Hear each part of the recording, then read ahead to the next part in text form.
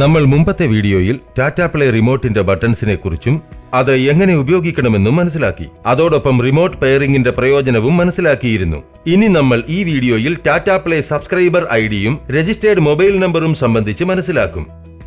Sir, ഇനി നമുക്ക് ടാറ്റ പ്ലേയുമായി ബന്ധപ്പെട്ട രണ്ട് പ്രധാന സംഗതികളായ സബ്സ്ക്രൈബർ ഐഡിയും RMN സംബന്ധിച്ച് മനസ്സിലാക്കാം. RMN അതെന്താ? സർ, RMN എന്ന് വെച്ചാൽ രജിസ്റ്റേർഡ് മൊബൈൽ നമ്പർ. ഈ ഫോൺ നമ്പർ വഴിയാണ് നിങ്ങളുടെ ടാറ്റ പ്ലേ കണക്ഷൻ രജിസ്റ്റേർഡ് ആകുന്നത്. ഓഹോ, പക്ഷേ ഇത് ഇത്രത്തോളം ഇമ്പോർട്ടന്റ് ആകുന്നത് എന്തുകൊണ്ടാണ്? സർ, RMN മുഖേന താങ്കൾക്ക് ടാറ്റ പ്ലേയുടെ ഒട്ടനവധി സേവനങ്ങളായ റീചാർജ് ചെയ്യുക, ഏതെങ്കിലും സർവീസ് അല്ലെങ്കിൽ ചാനൽ ആക്ടിവേറ്റ് അല്ലെങ്കിൽ ഡീആക്ടിവേറ്റ് ചെയ്യുക, അതല്ലെങ്കിൽ ഷോക്കേസിൽ നിന്ന് മൂവീസ് റെന്റ് ചെയ്യുക, ഇങ്ങനെ വേറെയും ധാരാളം കാര്യങ്ങൾ നിങ്ങൾക്ക് ചെയ്യാൻ സാധിക്കും. ഒപ്പം തന്നെ നിങ്ങൾക്ക് RMN, അതായത് നിങ്ങളുടെ രജിസ്റ്റേർഡ് മൊബൈൽ നമ്പറിൽ നിന്ന് ടാറ്റ പ്ലേയുടെ സർവീസ് ഹെൽപ്പ് ലൈൻ നമ്പറിലേക്ക് കോൾ ചെയ്യുകയാണെങ്കിൽ വെരിഫിക്കേഷൻ ചെയ്യേണ്ട ആവശ്യം പോലും വരില്ല. അതൊക്കെ ശരി തന്നെ, പക്ഷേ അഥവാ എന്റെ നമ്പർ ചേഞ്ച് ആവുകയാണെങ്കിൽ എന്റെ RMN ചേഞ്ച് ചെയ്യാൻ ഒക്കുമോ?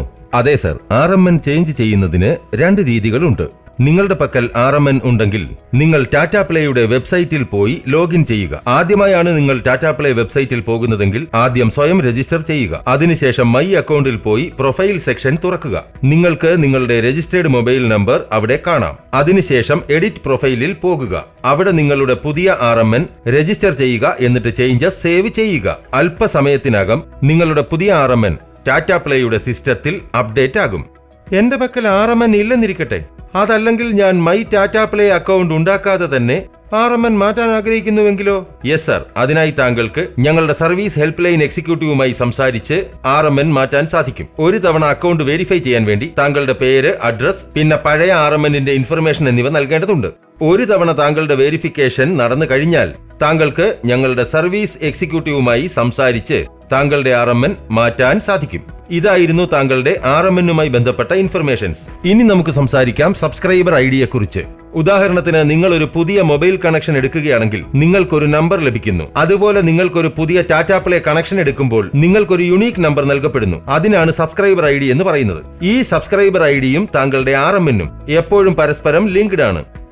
ഭാവിയിൽ ടാറ്റ പ്ലേ അക്കൗണ്ടിൽ എന്തെങ്കിലും പുതിയ ചേഞ്ചസ് ചെയ്യുവാനോ അല്ലെങ്കിൽ റീചാർജ് ചെയ്യുവാനോ അതുമല്ലെങ്കിൽ എന്തെങ്കിലും പുതിയ വിവരം നേടുവാനോ നിങ്ങൾക്ക് ഈ സബ്സ്ക്രൈബർ ഐഡിയും RMNും ആവശ്യമായി വരും. അതിനാൽ എപ്പോഴും ഈ ഇൻഫർമേഷൻ നിങ്ങളുടെ പക്കൽ തീർച്ചയായും സൂക്ഷിക്കുക. ഇപ്പോൾ നിങ്ങൾക്ക് സബ്സ്ക്രൈബർ ഐഡിയുടെയും RMNന്റെയും എല്ലാ ഇൻഫർമേഷനും കിട്ടിക്കഴിഞ്ഞല്ലോ. ഇതുവരെ നിങ്ങൾക്ക് മനസ്സിലാക്കി തന്നതെല്ലാം ക്ലിയർ ആയി കാണുമെന്ന് പ്രതീക്ഷിക്കുന്നു.